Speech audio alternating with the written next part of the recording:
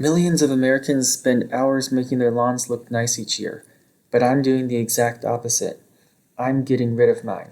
Welcome back to my English podcast. I'm Adam, and I talk about interesting topics using an advanced, native level vocabulary at a moderate pace. You can find the transcript below to read later if you want. Okay, let's talk about why I'm replacing my lawn with native plants. I grew up in a house with a big green yard, and for most of my life, I never thought much about lawns. I just saw them as a normal part of a yard where people can walk around. If you drive by neighborhoods in the US, you'll see green lawns everywhere. In fact, many people take pride in having a beautiful lawn, and sometimes it can be seen as careless or sloppy when someone doesn't consistently mow their lawn. However, I've started thinking differently about lawns over the last few years. I now want to get rid of my lawn completely and plant native plants instead. If you want to keep your yard as a lawn full of grass, that is perfectly fine, but I'm just going to share 2 reasons why I have decided to replace my lawn with native plants. The first reason is that I've become a lot more interested in biodiversity. Maybe you know, but biodiversity simply means the variety of living things in a particular area. So, for example, an area with many different plants and insects, birds, and animals has high biodiversity, while an area with just one plant, like a field of wheat, has low biodiversity. Now that I've started paying attention to biodiversity, I've noticed that lawns have a very low biodiversity. Sometimes I describe them as ecologically dead, even though that's not quite true. There might be a few insects here and there, but not many. And in contrast to lawns, when I visit natural places like meadows or forests, they are teeming with life. And that's a good word to learn, by the way, teeming. Don't confuse this with the word team, like a sports team, which is pronounced exactly the same, but spelled differently.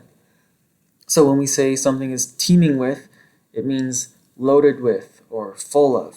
So a tropical ocean might be teeming with colorful fish.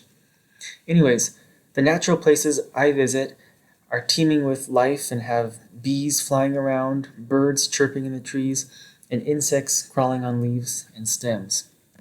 Everywhere I look, there seems to be life, and I like that a lot more. Maybe you know what I'm talking about. There's just something special about being in nature and observing the elegance of life all around you. I've started wondering why yards can't be a little more like a native forest or meadow. Yes, and I know you can't have gatherings full of people in your yard if it's full of native plants, but you can still build beautiful pathways and make it attractive to people. So that's the first reason why I'm changing my yard. I want to increase biodiversity. The second reason why I've become less interested in lawns is because of the huge amount of work and money they require. Lawns need regular mowing, which is cutting the grass with a machine. They also might require fertilizers, pesticides, irrigation, or other inputs, and that can all be very expensive over time.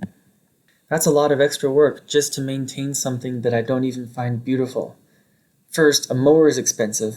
Second, you need to buy gas to fuel the mower. And third, you need to spend hours mowing the lawn. To me, it is simply not worth it just to get something that I don't even like. Okay, just in case you guys think that I'm totally against lawns, I want to let you know that I'm not against other people having lawns. I think it's great that many people love having a lawn, a nice yard full of grass. Some people think they're beautiful. For example, my parents have a huge lawn, and they keep cutting away more forest to create more lawn because they think it looks nice. And another benefit of lawns is that they provide an open space for children to play. They can be useful for sports, gatherings, and many other outdoor activities. And some people genuinely enjoy caring for their lawns, just as other people enjoy maintaining a garden. My brother, for example, has so much fun turning on the mower and driving it around his yard, and he doesn't mind spending money on gas for his mower. So that is perfectly fine if that's what you want also. I'm not trying to convince people to remove their lawns. I'm just sharing the reasons why I've decided to make a different choice in my own yard, and maybe some of you will be inspired by my ideas, or maybe you'll dismiss them and continue with your lawn. Up to you. Okay, so moving forward, what am I going to do?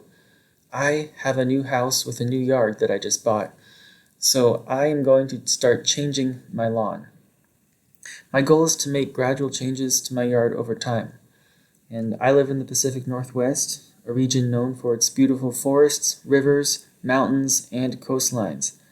When I walk through these natural areas, I'm always amazed by how much life they support.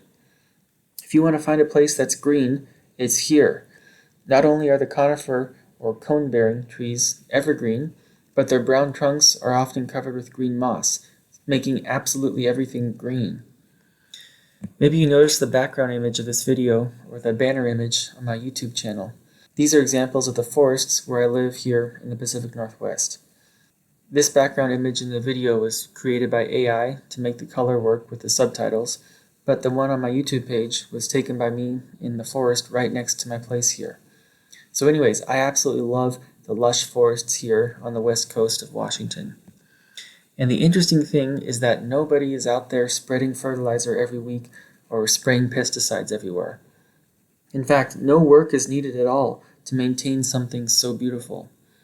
The reason is because these ecosystems sustain themselves. So that's what I plan to do with my yard. I plan to gradually add native plants as I collect them or propagate them. And the word propagate simply means to create new plants from seeds or cuttings or some other method. As I introduce native plants into my yard, I would also like to build attractive pathways through the landscape so that the yard feels intentional and welcoming rather than messy or neglected.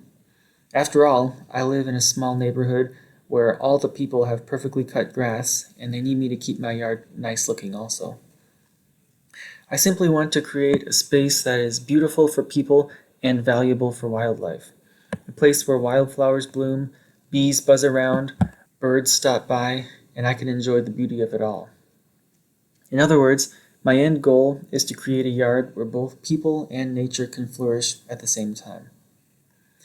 Okay guys, at this point we have covered some important words that you might or might not know. The best way to review words is to encounter them in a different context. Therefore, I will now read a short story using the words biodiversity, teaming with, mow, and propagate. So try to just sit back and enjoy listening to this story. When Emma inherited her grandfather's old mansion, she expected to find dusty furniture and forgotten photographs. She did not expect a greenhouse. Behind the house stood a huge glass building filled with unusual plants from around the world. Some were so rare that Emma had never seen pictures of them before. Her grandfather had spent decades learning how to propagate these plants. In a notebook, he had carefully recorded his successes and failures. One Saturday, Emma decided to mow the overgrown grass around the greenhouse. As she worked, she noticed something strange. Small animals kept appearing from the bushes. Colorful frogs, unusual insects, and even a tiny lizard. Over the next few weeks, a biologist helped her identify the species. The greenhouse and surrounding grounds were teeming with life. Because so many different plants had been growing there for years, the area had developed remarkable biodiversity. Standing among the flowers one evening, Emma realized that her grandfather had left her more than a building full of plants. He had created a living world, and now it was her turn to protect it. All right, folks, that is all for today's podcast. Let me know in the comments if this lesson was too difficult or if you would like more content at a similar level in English. Thank you for listening, and I'll see you in the next episode.